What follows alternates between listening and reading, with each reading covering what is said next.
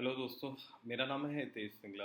और इस हफ्ते की वीडियो में हम फिर से एक प्रोडक्ट लेकर आए हैं आपके लिए समझने के लिए। एक हेल्थ इंश्योरेंस प्लान किस तरीके से गंदे तरीके से डिज़ाइन किया जा सकता है कि आपको कैसे कैसे उन चीज़ों से बचना है।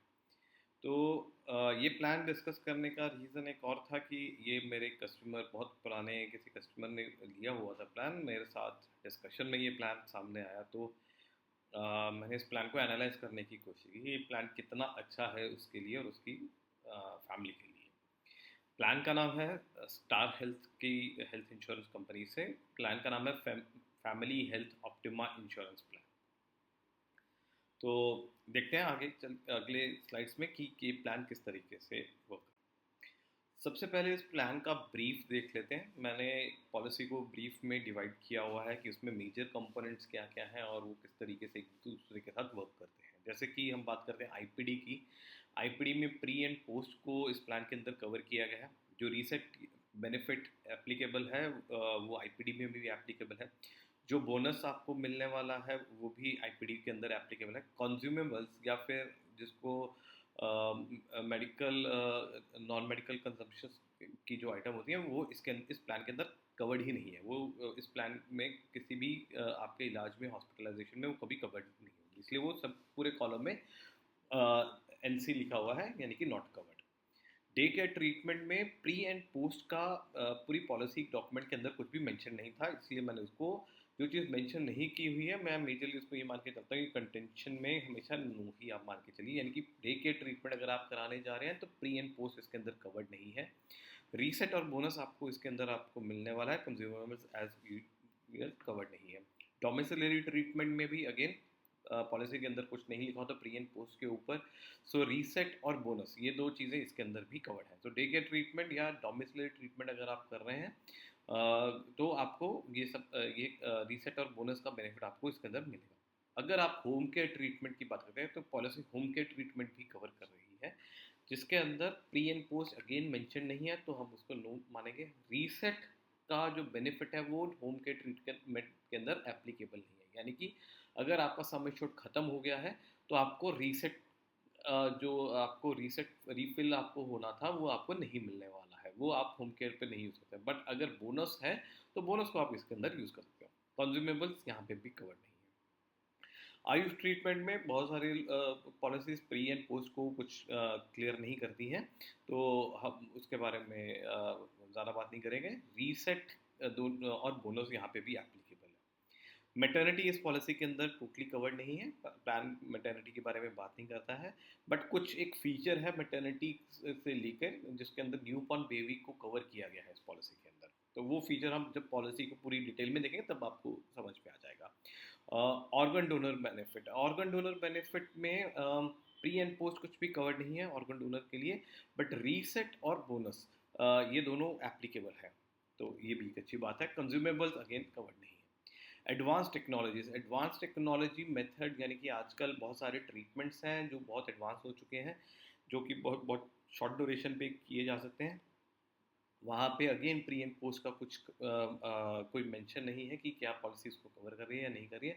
बट अगेन इसके अंदर भी रीसेट आपको एप्लीकेबल नहीं होगा। यानी कि अगर आपका आईपीडी के ट्रीटमेंट में सम एश्योर्ड खत्म हो चुका है तो आपको रीसेट में कोई बेनिफिट नहीं मिला। बोनस आपको यहाँ पे डेफिनेटली उसके अंदर काउंट होगा। एयर एम्बुलेंस अगर है, एयर एम्बुलेंस में भी रीसेट और बोनस का बेनिफिट है। रोड एम्बुलेंस भी अगेन के अंदर रीसेट एंड बोनस का पार्ट काउंट कर रहा है। डेली हॉस्पिटल कैश का भी फैसिलिटी इस पॉलिसी के अंदर अवेलेबल है, जो कि जिसके अंदर आपको रीसेट और बोनस की रिक्वायर्ड नहीं है, ये ओवर एंड अबव आपका सम एश्योर्ड रहेगा। बोनस आपका प्री एंड पोस्ट की कोई भी अगर आईपीडी ट्रीटमेंट अगर आप ले रहे हैं तो बोनस के अंदर वो बोनस आपके प्री एंड पोस्ट के अंदर एप्लीकेबल रहेगा। कंज्यूमेबल्स कवर्ड नहीं है। Reset again pre and post के अंदर एप्लीकेबल रहेगा। एनुअल हेल्थ चेकअप पॉलिसी के अंदर आपको अवेलेबल है, जिसके अंदर रीसेट और बोनस का बेनिफिट आपको रिक्वायर्ड नहीं है, क्योंकि ये ओवर एंड अबव है और थोड़ा सा कुछ कंडीशंस ऐसी हैं जो आपको पॉलिसी के दौरान समझ में आएगी। ओपीडी ट्रीटमेंट, ओपीडी इसके अंदर नहीं है। ग्लोबल कवरेज पॉलिसी के अंदर कवर्ड नहीं है। सो पॉलिसी में वेटिंग पीरियड की बात करते हैं। पॉलिसी का मैक्सिमम कवरेज जो है 3 से लेके 25 लाख तक की ये पॉलिसी आप ले सकते हैं। हमारे केस में जो कस्टमर आया था वो सेकेंड कॉलम में हमने उसको बनाया है कि उसकी पॉलिसी में क्या क्या चीज़ें एप्लीकेबल हो रही हैं। 3 लाख की पॉलिसी उन्होंने ली हुई है। मैक्स कवरेज भी आपको बता दिया है।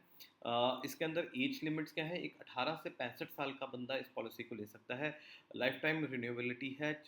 बच्चा जो है वो 16 दिन से ही कवर हो सकता है। ठीक है। हमारे केस में हस्बैंड की एज 70 साल है, वाइफ की एज 65 साल है, तो एक सीनियर सिटीजन इस पॉलिसी को ले रहा है। ये पॉलिसी अब क्योंकि ये इनकी पॉलिसी पिछले बहुत सालों से चल रही है, इसलिए ये रिन्यूएबिलिटी लाइफ टाइम है, इसलिए ये पॉलिसी उनकी कंटिन्यू हो रही है। बट अगर ये 65 साल का पर्सन पॉलिसी आकर लेना चाहेगा तो ये पॉलिसी वो नहीं ले सकता है। वेटिंग पीरियड 30, जब आप नई पॉलिसी लोगे तो 30 डेज का वेटिंग पीरियड एप्लीकेबल होगा। हमारे केस में ये वेटिंग पीरियड एप्लीकेबल नहीं है। प्री एग्जिस्टिंग डिजीज जब आप पॉलिसी ले रहे हो तो 36 महीने का, 36 मंथ्स का उसके अंदर वेटिंग पीरियड आ सकता है। स्पेसिफाइड डिजीजेज, जो स्पेसिफाइड डिजीजेज हैं पॉलिसी के अंदर, जो हम बात बिल्कुल एंड में बात करेंगे कि क्या क्या स्पेसिफाइड डिजीजेज है, उसके अंदर 24 महीने का वेटिंग पीरियड है। बायोमेट्रिक सर्जरी कवर्ड नहीं है, मेटर्निटी कवर्ड नहीं है, मेंटल इलनेस के ऊपर कोई बातचीत नहीं की गई है। ओपीडी का कोई वेटिंग पीरियड, ओपीडी कवर्ड नहीं है, डेंटल ओपीडी कवर नहीं है। क्रिटिकल इलनेस का भी जो राइडर रहता है वो इसके अंदर कवर्ड नहीं है।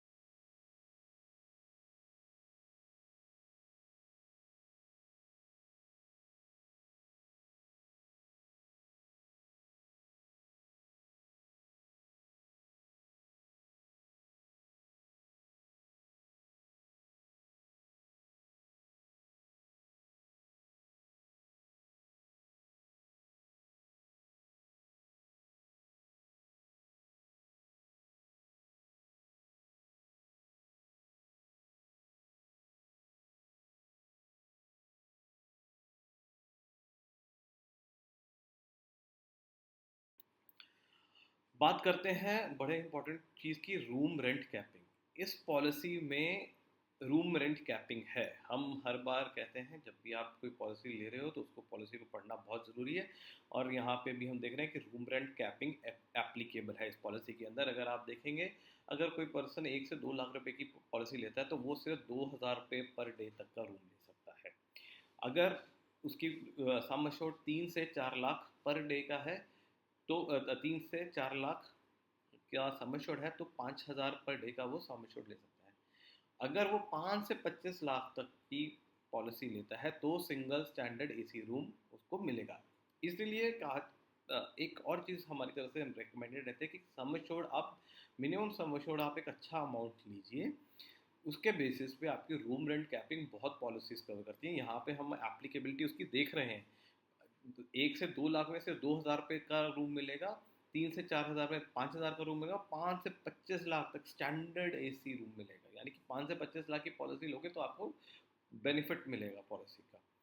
अब इसके अंदर इसका इफेक्ट क्या होता है, अब इसमें एक नोट है कि expenses related to associated medical expenses will be considered in proportion to eligible room rent or room category stated in the policy schedule or which or actuals whichever is less। तो आपके room rent के हिसाब से आपको associated medical expenses deduct किए जा आपसे लिए जाएंगे और उसी प्रोपोर्शन में लिए जाएंगे। अगर वो आपने रूम, आप हॉस्पिटल गए, रूम आपने बड़ा ले लिया तो आपके एसोसिएटेड मेडिकल एक्सपेंसेस उसी तरीके से आपसे एक्स्ट्रा आपकी पॉकेट से लिए जाएंगे, आपको पे करने पड़ेंगे, पॉलिसी उसको पे नहीं करेगी, ठीक है।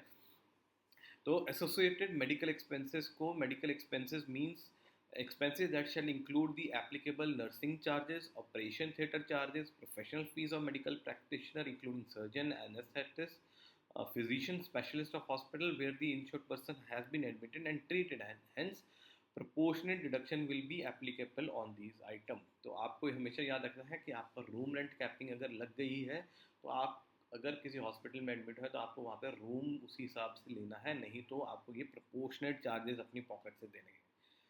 Associate medical expenses does not include cost of pharmacy and consumable, cost of implants, medical devices and cost of diagnostic। यानी कि आपके कोई भी फार्मेसी का कॉस्ट नहीं इसके अंदर होगा, कंज्यूमेबल्स नहीं होंगे, इम्प्लांट की कॉस्ट भी नहीं होगी, मेडिकल डिवाइसेस भी नहीं होंगे, कॉस्ट ऑफ डायग्नोस्टिक और आईसीयू चार्जेस भी नहीं होंगे, ठीक है।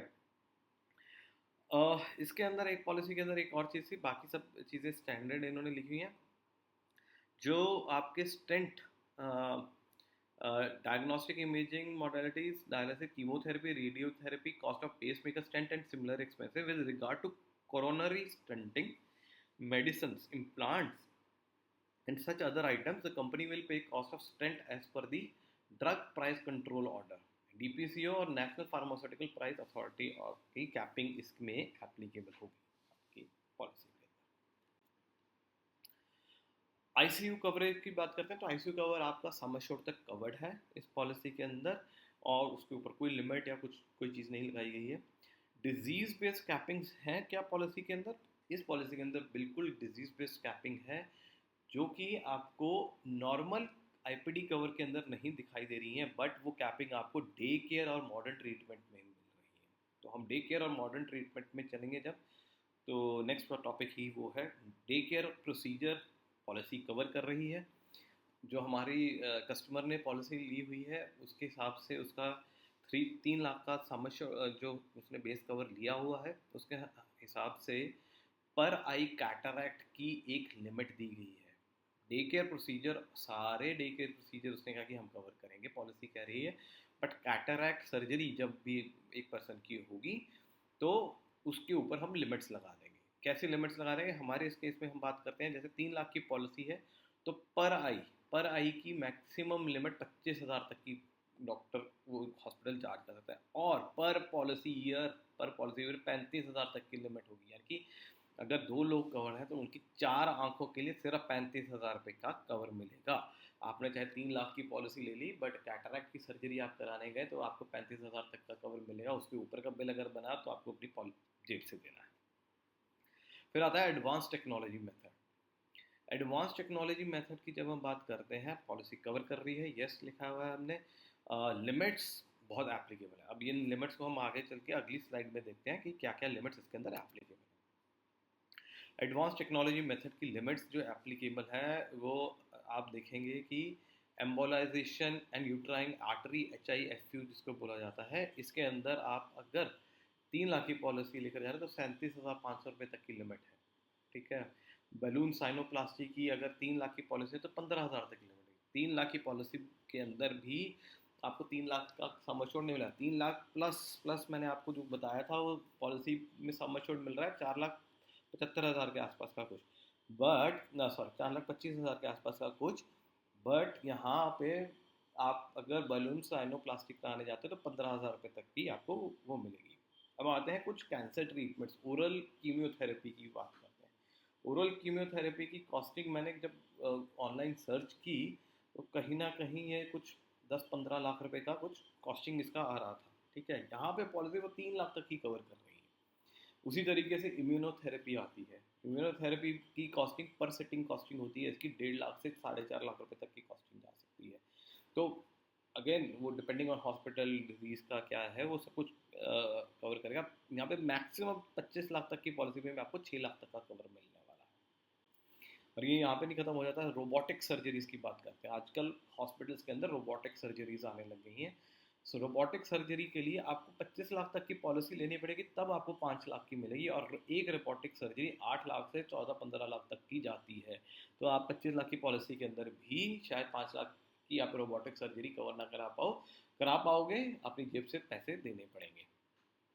बाकी आप और स्टेम सेल थेरेपी भी एक बहुत महंगा प्रोसीजर है, जो बहुत कॉमन है, बहुत डिसऑर्डर्स में ये काम आता है, वहाँ की में भी आपकी इसकी कैपिंग है। तो आपने देखा कि इस पॉलिसी के अंदर जब एडवांस ट्रीटमेंट्स की बात है, नॉर्मल ट्रीटमेंट्स की नहीं, एडवांस ट्रीटमेंट्स की बात आई, तो वहाँ पे ये पॉलिसी ने आपको बिल्कुल रोक दिया है। यानी कि आजकल जितने भी अच्छे मॉडर्न ट्रीटमेंट्स चल रहे हैं, वहाँ पे आपको बहुत पैसा अपनी जेब से देना पड़ सकता है ये पॉलिसी लेने के बाद।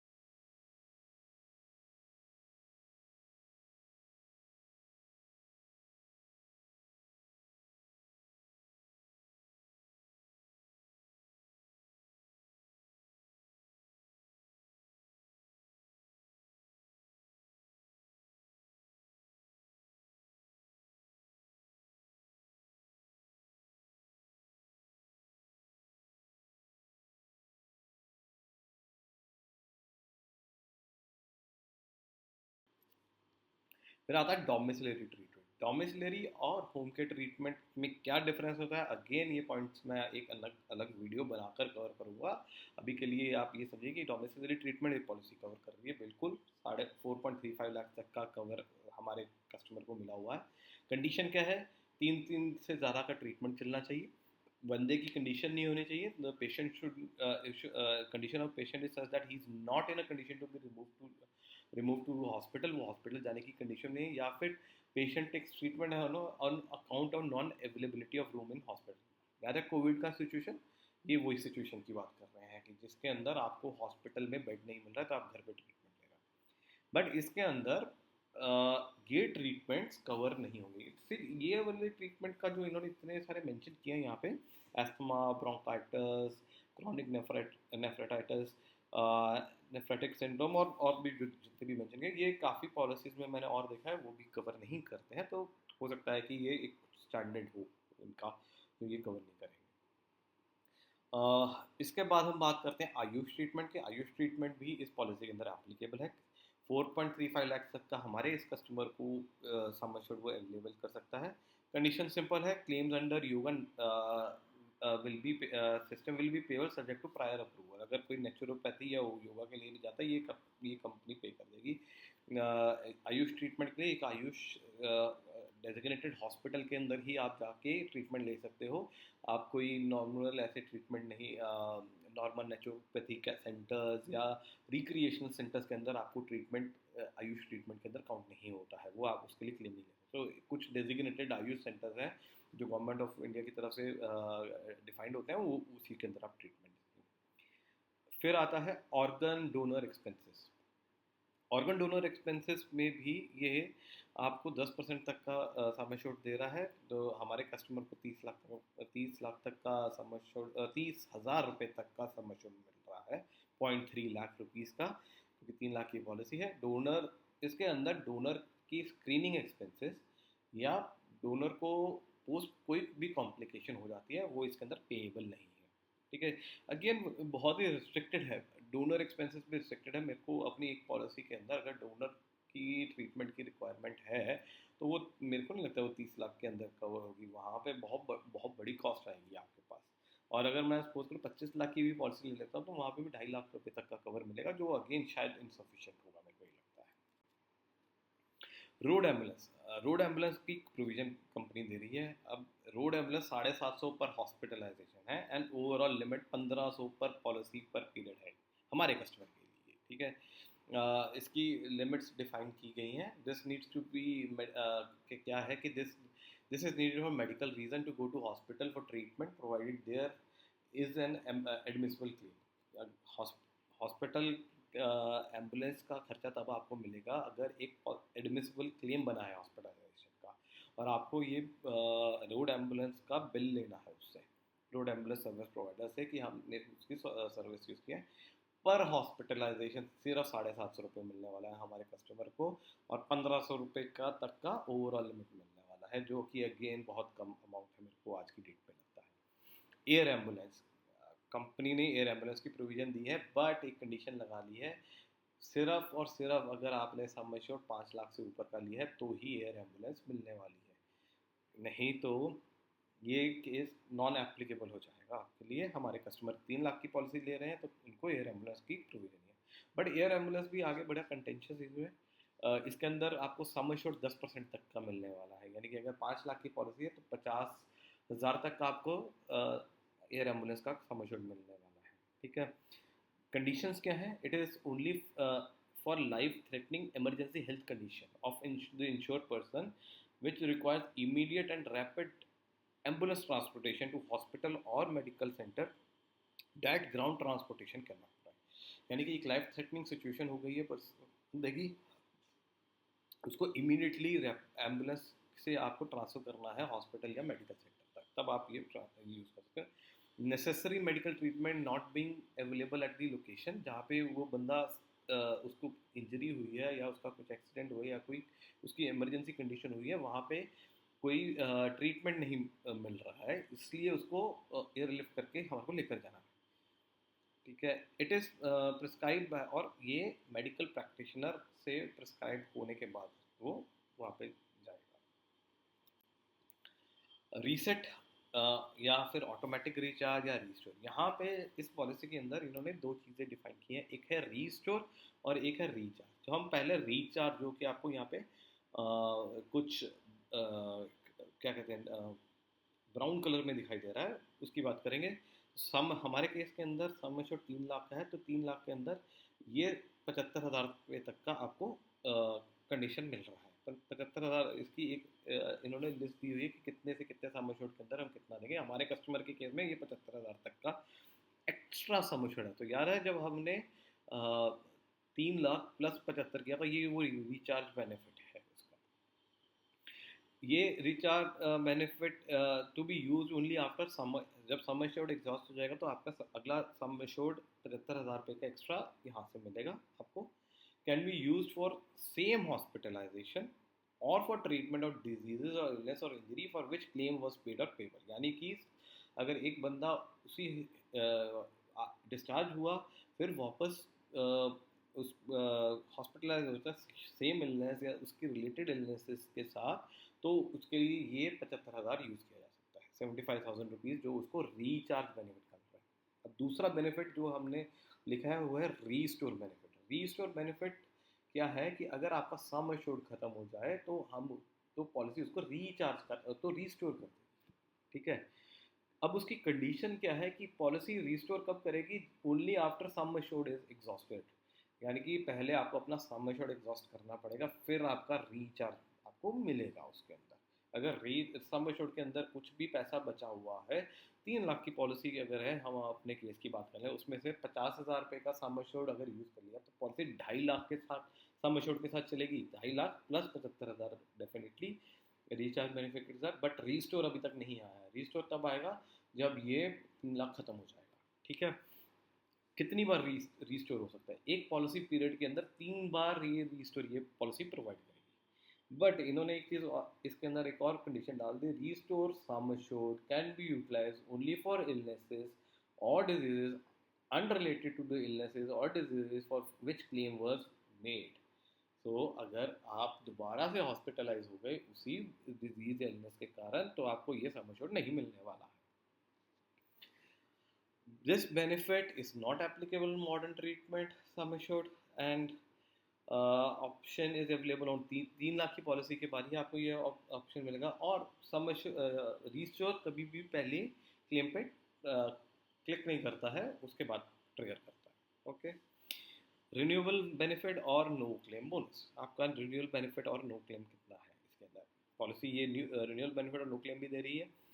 ये हमारे कस्टमर के लिए हर साल 10% से बढ़ेगा, मैक्सिमम जाएगा 100% के लिए। हमारे केस में हर साल 0.3 लाख से बढ़ने वाला है, मैक्सिमम 3 लाख तक, यानी कि 3 लाख की पॉलिसी मैक्सिमम 6 लाख तक जाएगी, ठीक है। ये आपको अवेलेबल है irrespective of the claim and only at renewal within the grace period. आपको चाहे आपका क्लेम आया चाहे नहीं आया, आपको ये रिन्यूअल बेनिफिट मिलेगा, यानी कि ये नो क्लेम बोनस नहीं है, ये आपका रिन्यूअल बेनिफिट है इसके अंदर, इस पॉलिसी के अंदर। एक इन्होंने एक और एक्स्ट्रा बेनिफिट डाल कर दिया है, वो है additional SI for road RTA. तो ये कुछ रोड एक्सीडेंट के रोड साइड एक्सीडेंट की कंडीशन इन्होंने डाली है, जिसके अंदर आपको 75,000 रुपये का सम एश्योर्ड और बनेगा। कंडीशनल ये है कि पर्सन जो था, अगर वो 2 व्हीलर पे जा रहा था, उसने हेलमेट पहना हुआ था, आप और आपकी पिछली एग्जॉस्शन सारी जो रिस्टोरेशन की है, रिचार्ज की है, वो ख़त्म हो गई है, ठीक है।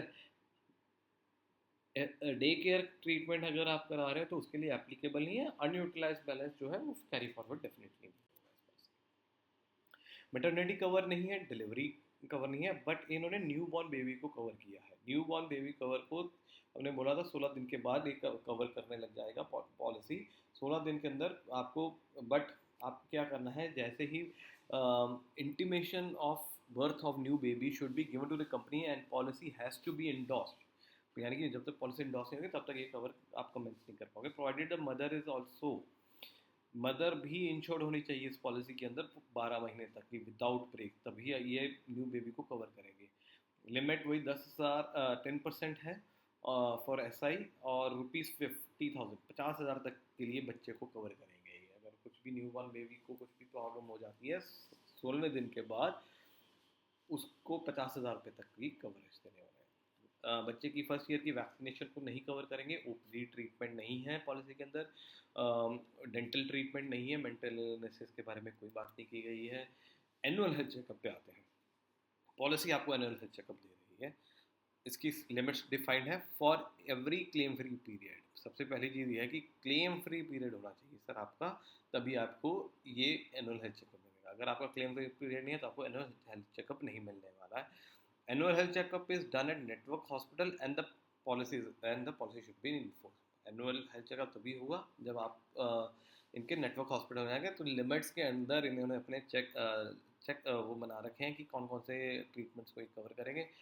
हमारे कस्टमर के केस में 750 रुपये तक का एनुअल हेल्थ चेकअप उसको मिलेगा, ठीक है। अब कुछ 3 लाख की पॉलिसी के अंदर उन्होंने लिमिट्स लगा रखी हैं, बट 25 लाख तक की भी पॉलिसी की बात करें तो 3,500 तक का लिमिट ये मिलने वाला है, जो कुछ भी टेस्ट ये अपने नेटवर्क हॉस्पिटल्स के अंदर कराना चाहते हैं। सेकेंड ओपिनियन, पॉलिसी के अंदर सेकेंड ओपिनियन है, insured person can obtain a second medical opinion from a doctor in company network. All medical records जो इंश्योर्ड पर्सन प्रोवाइड करेगा वो सबमिट किए जाएंगे डॉक्टर को जो उसने चूज़ किया है online, and medical opinion will be made available directly to the insured by the doctor. This should specifically be requested by the insured, ये यानी कि इंश्योर्ड पर्सन अपनी तरफ से रिक्वेस्ट करेगा। This opinion is given only based on the record, जो आपने record submit किया उसी के बेसिस पे ये ओपिनियन वो एग्जामिनिंग डॉक्टर बनाएगा पेशेंट को देने के लिए। Second opinion should be only for medical reason and not for medical legal person, यानी कि आप मेडिको लीगल पर्पस इसके लिए इसको नहीं यूज़ करें। कोई भी लाइबिलिटी क्योंकि एरर या ओमिशन के कारण आती है, errors या omissions or consequences in any taken in reliance to second opinion provided by the medical practitioner is outside the scope of this policy। कुछ भी उसके कारण कोई भी एरर या प्रॉब्लम आती है तो आप कंपनी के ऊपर कोई क्लेम नहीं कर सकते। Utilising this facility alone will not be consider as a claim, यानी कि अगर आपने सेकंड ओपिनियन को यूज़ किया है तो उसको एक एज अ क्लेम की तरह नहीं यूज़ किया जाएगा। Daily hospital cash, daily hospital cash क्या होता है, अगर आपको एक रूम रेंट दिया गया है, वहाँ आप सिंगल रूम लेकर रह रहे हो, बट अगर आपने शेयर्ड अकोमोडेशन लिया है तो वहाँ पे ये एप्लीकेबल होता है। इसकी भी कंडीशन ये है कि 1 से 2 लाख तक की पॉलिसी के अंदर ये एप्लीकेबल नहीं है। 3 से 15 लाख तक का अगर सम एश्योर्ड है तो वहाँ पे 800 पर डे का आपको मिलेगा। 20 से 25 लाख पे 1000 पर डे का आपको ओवर एंड अबव ये सम एश्योर्ड है। इसके अंदर टोटल कैपिंग इन्होंने बताई नहीं है, बट वो कैपिंग भी कुछ ना कुछ होनी चाहिए। This benefit will be not be applicable, the sanction is on the packages rate, यानी कि आपने कोई पैकेज लिया है तो ये बेनिफिट आपको नहीं मिलने वाला है। Insured stage in intensive care unit और HDU wards will not be counted for, यानी कि इंश्योर्ड अगर ICU में है या HDU में तो ये काउंट होगा। रिकवरी या कोवेलेंस बेनिफिट नहीं है, पर्सनल एक्सीडेंट कवर का कोई इसके अंदर मेंशन नहीं है। कंपैशनेट ट्रैवल एक बेनिफिट और इन्होंने दिया, कंपैशनेट ट्रैवल, बट ये कंपैशनेट ट्रैवल उसी के लिए एप्लीकेबल है जो 10 लाख के ऊपर का सम एश्योर्ड लेकर बैठा हुआ है। हमारा कस्टमर ये नहीं ले रहा था, उसका ये NA हो गया है, नॉट एप्लीकेबल हो गया उसके लिए। इंश्योर्ड पर क्या कंडीशन क्या है इसके अंदर, ये भी ओवर एंड अबव ऐसा ही है, मतलब इसको पॉलिसी सम एश्योर्ड में नहीं काउंट किया जाएगा। इंश्योर्ड पर्सन जो है अगर वो हॉस्पिटलाइज हो जाता है लाइफ थ्रेटनिंग इमरजेंसी किसी दूसरी जगह पे अपने होम टाउन से दूर, तो कंपनी उसको रीइंबर्स करेगी ट्रांसपोर्टेशन के लिए expenses by air up to 5000 तक का for one immediate family member. एक इमीडिएट फैमिली मेंबर को एयर एक्सपेंसेस कवर करके देगी 5000 तक, other than travel companion for travels to a place where hospital is located. ठीक है, जहाँ पे बंदा हॉस्पिटलाइज हुआ है वहाँ तक का वो ट्रैवल एक्सपेंडिचर है। Provided a claim for hospitalisation is admissible under, again condition है कि हॉस्पिटलाइजेशन क्लेम आपका एडमिसिबल होना चाहिए। इमरजेंसी डोमेस्टिक मेडिकल इवैक्यूएशन, ये भी एक इन्होंने चीज़ डाली है कि 5000 तक का हम पर हॉस्पिटलाइजेशन का ये भी ओवर एंड अबव पैसा देंगे अगर आपने ट्रांसपोर्टेशन आपको यूज़ करनी पड़ेगी, जहाँ पे एक हॉस्पिटल से लेके जहाँ पे आप ट्रीटमेंट ले रहे थे दूसरे हॉस्पिटल में आपको जाना पड़ गया फॉर फर्दर ट्रीटमेंट, प्रोवाइडेड क्या क्या कंडीशन है कि medical condition on insured is life threatening emergency, life threatening emergency होनी चाहिए, ये सब्जेक्टिव रहेगा हमेशा। Further treatment facilities are not available in the current, एक उस हॉस्पिटल के अंदर वो ट्रीटमेंट्स अवेलेबल नहीं है। Medical evacuation is recommended by the treating medical plan, वहाँ के मेडिकल प्रैक्टिशनर ने कहा है कि भाई इसको आपको अपना ट्रीटमेंट कहीं और बेटर हॉस्पिटल में लेकर जाना पड़ेगा। Claim for hospitalisation is admissible. अब इसकी भी कंडीशंस हैं, 4 लाख की पॉलिसी में 5000 पर हॉस्पिटलाइजेशन मिलेगा, 5 से 15 में 7500 पर हॉस्पिटलाइजेशन, 20 से 25 में 10,000 पर हॉस्पिटलाइजेशन मिलेगा। एक और चीज़ इन्होंने डाली है रीपैट्रिएशन ऑफ मॉर्टल रिमेन्स, ये भी 5000 तक का आपको पर पॉलिसी पीरियड मिलेगा, मतलब पूरे एक साल के अंदर आपको 5000 तक का। Cost of repatriation of mortal remains of insured person, यानी कि अगर बंदा कोई बाहर गया हुआ था उस पर कॉफिन या उसकी एम्बाल्मिंग एंड कॉफिन चार्जेस जो है वो रेजिडेंस तक के कंपनी 5000 तक के लिए आपको रिमर्स करेगी। Treatment in a valuable service provider, 1% of submission maximum up to 5000 per policy over and above, ये भी एक्स्ट्रा बेनिफिट है पॉलिसी के अंदर। In the event of medical contingency requiring hospitalisation, अगर कोई पर्सन मेडिकल कंटिजेंसी में उसको हॉस्पिटलाइजेशन करना है, वो कंपनी से पूछता है कि हमारे को कोई अप्रोप्रिएट नेटवर्क हॉस्पिटल बता दिया जाए, तो वहाँ पे और जाके वो अपना ट्रीटमेंट भी लेता है। तो एक amount calculated of 1% of sum assured subject to maximum 5,000 per policy period is payable as, तो 5,000 रुपये उसको दे दिए जाएंगे कस्टमर को कि आपने हमारे नेटवर्क हॉस्पिटल में ट्रीटमेंट कराया। This benefit is applicable for sum assured of 3 lakh से ऊपर की पॉलिसी के लिए एप्लीकेबल होगा, तो हमारी पॉलिसी में एप्लीकेबल है हमारे customer. This benefit is payable only if there is admissible claim for hospitalisation under the policy. This benefit shall be paid if hospital is part of a list as on date of admission, तो आप hospital की list में से hospital वाले में जाना है। Payment under this benefit does not form part of some insured, the company shall not be responsible quality of treatment and the value. तो उन्होंने कंपनी इंश्योरेंस अपना हाथ खड़ा कर लिया कि हम आपको हॉस्पिटल तो बता देंगे, बट उसकी वैल्यू सर्विस कैसी होगी वो हमारे को नहीं मालूम है। असिस्टेड रिप्रोडक्शन ट्रीटमेंट, एक ये कंडीशन भी इन्होंने दी है। इसके अंदर वेटिंग पीरियड है 36 मंथ्स का, और एवरी ब्लॉक ऑफ 36 मंथ्स के अंदर ये पेबल हो सकता है। ठीक है। For the purpose of reclaim under this benefit in patient treatment is not mandatory. Automatic sum restoration sum assured या रिचार्ज बेनिफिट जो है वो इसके अंदर एप्लीकेबल नहीं होंगे। To be eligible for this benefit both husband and spouse, यानी husband and wife should stay insured continuously without break, यानी कि दोनों को उस ब्लॉक पीरियड में 36 महीने के ब्लॉक पीरियड में सम एश्योर्ड रहना पड़ेगा।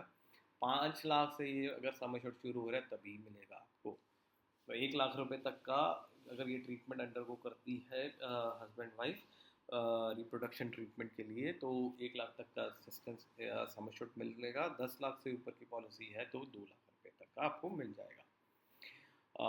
ट्रीटमेंट में pre and post treatment expenses covered है।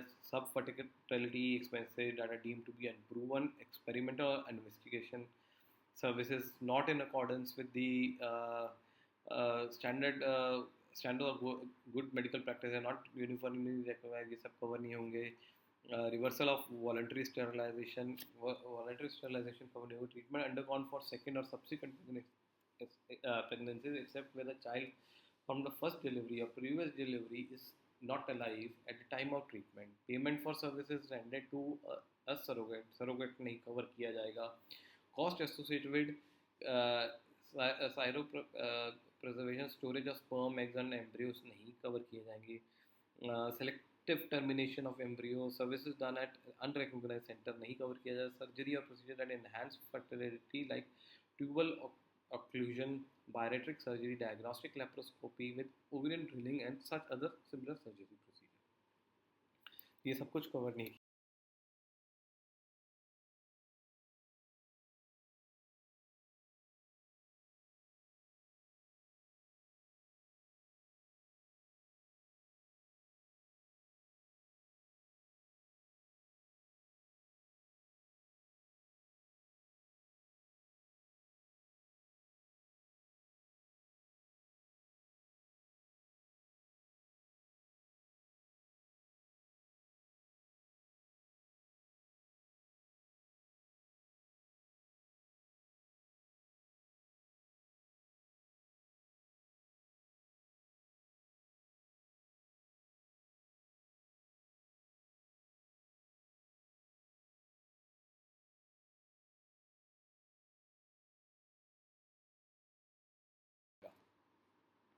अब हम बात करेंगे लिस्ट ऑफ स्पेसिफिक डिजीज़, जो मैंने पहले कहा था। यहाँ पे बहुत सारी डिजीज़ है, ये आप मैंने आपके सामने रखी हैं, ये आप खुद गो थ्रू कर सकते हैं। इनको मेरे पढ़ने से कोई ज़्यादा बेनिफिट नहीं होगा, बट काफ़ी सारी डिटेल डिजीज़ हैं, ये हर पॉलिसी के अंदर होते हैं, जो आपको देखनी चाहिए कि आपको इनमें से कोई डिजीज़ ऐसा तो नहीं है। आई की डिजीज़ हैं, ऑर्थोस्पाइन, मिसलिनियस डिजीज़ हैं, ये सारी डिजीज़ के अंदर वेटिंग पीरियड में जाएंगे अगर हम लिस्ट ऑफ स्पेसिफिक डिजीज की बात करते हैं। स्पेसिफिक एक्सक्लूजन, ये एक्सक्लूजन की लिस्ट मैंने स्पेसिफिक अलग से क्यों निकाली है? स्टैंडर्ड एक्सक्लूजन लिस्ट तो हर पॉलिसी में रहती है, ये स्पेसिफिक है जो इस पॉलिसी को ही स्पेसिफिक करती है। Convalescence general debility, run down condition, nutritional deficiency states, ये एक्सक्लूडेड है। इंटेंशनल सेल्फ इंजरी, अगर कोई बंदा अपने ऊपर सेल्फ इंजरी कर रहा है तो वो इसके अंदर कवर नहीं होगी। एक्सपेंसेस अकर्ड और enhanced external counter pulsation therapy and related therapy, chelation therapy, hyperbaric oxygen therapy, rotational field quantum magnetic resonance therapy, वैक्सी lower level laser therapy, photodynamic therapy, and such other therapies similar to those mentioned herein under this are excluded. तो ये सारी therapies आपकी जो भी होंगी ये treatments excluded रहेगा। Unconventional, untested, experimental therapies जो भी है वो excluded रहेंगी। Autologous derived stromal vascular fraction, chondrocyte implantation, procedural using platelet-rich plasma and intra-articular injection therapy. Biologicals, except when administered as an inpatient, when clinically indicated and hospitalization warning. Inoculation or vaccination, except for post-bite treatment and for medical treatment for therapeutic reasons. Hospitalized registration charges. Okay, admission charges, record charges, telephone charges and other charges वो नहीं कभी count किए जाते। Cost spectacles, कोई भी devices हैं आपके, spectacles, contact lenses, hearing aids, cochlear implants and procedures, walkers, crutches, wheelchairs, CPAP, BiPAP, continuous ambulatory peritoneal dialysis, infusion pumps and such similar है। ये लाइन काफ़ी पॉलिसीज़ के अंदर और भी मैंने देखी है जहाँ पे ये कवर नहीं होती है। Any hospitalization which are not medically necessary or not warranted hospitalization. Existing disease disclosed by the insured and mentioned in the policy under the permanent exclusion based on the। तो इसी के साथ इस पॉलिसी के diagnosis को हम and करते हैं। आप होपफुली आपने काफ़ी चीज़ें समझी होंगी। बहुत छोटे छोटे माइन्यूट पॉइंट्स हैं। अगर हम बात करें कि स्टार्टिंग में जब मैंने दिखाया था कि पॉलिसी की ब्रीफिंग में, तो पॉलिसी ब्रीफिंग में जब हमने देखा तो काफ़ी चीज़ें हमारे को लग रहा था काफ़ी अच्छी चीज़ें कवर की गई हैं पॉलिसी। कुछ कुछ फीचर्स हैं पॉलिसी के अंदर अच्छे कवर किए हैं, रिपैट्रिएशन ऑफ इमॉर्टल जो मैंने नॉर्मल पॉलिसीज़ पे नहीं देखे हैं। But at the end of the policy जब हम उसकी मेजर डिटेल्स की कैपिंग डिटेल्स देखते हैं, जब उसकी रूम रेंट कैपिंग्स देखते हैं, तो वहाँ पे आपको समझ आता है कि बहुत चीज़ें नहीं कवर हो रही हैं, बहुत चीज़ों के लिए पैसा आपको अपनी जेब से देना पड़ेगा, को पेमेंट्स लग रही हैं आपके लिए। सो जब भी हम बात करते थे कि ये सारी चीज़ें आपको समझनी पड़ेंगी, आपको देखनी पड़ेंगी, आपकी पॉलिसी की माइन्यूट प्रिंट्स पढ़ने पड़ेंगे, तभी आपको ये समझ आएगा। अगर आपको ये प्रेजेंटेशन अच्छी लगी तो इसको लाइक शेयर सब्सक्राइब कीजिए ताकि और बहुत सारे लोग जो ऐसी कोई पॉलिसी रन कर रहे हैं उन तक ये चीज़ें पहुंच सकें। वो इस लेके में ना रहे कि ये सब कुछ ठीक है, पॉलिसी के अंदर बहुत सारी चीज़ें नहीं ठीक है और वो कुछ बेटर प्रोडक्ट में को परचेज कर सकें। सेकेंडली, अगर किसी की कोई पॉलिसी कोई अभी रन कर रहा है और वो जानना चाहता है कि उसकी पॉलिसी अच्छी है, बुरी है, क्या है, तो उसके लिए मेरे को मेरे दिए गए कॉन्टैक्ट्स पे जो कि नीचे पिन कमेंट्स में होंगे, डिस्क्रिप्शन बॉक्स में होंगे, वहाँ से मेरे को कॉन्टैक्ट कर सकते हैं। आपसे मिलूँगा नेक्स्ट वीक में कुछ नए प्रोडक्ट के साथ या कुछ नई इन्फॉर्मेशन के साथ। Thank you.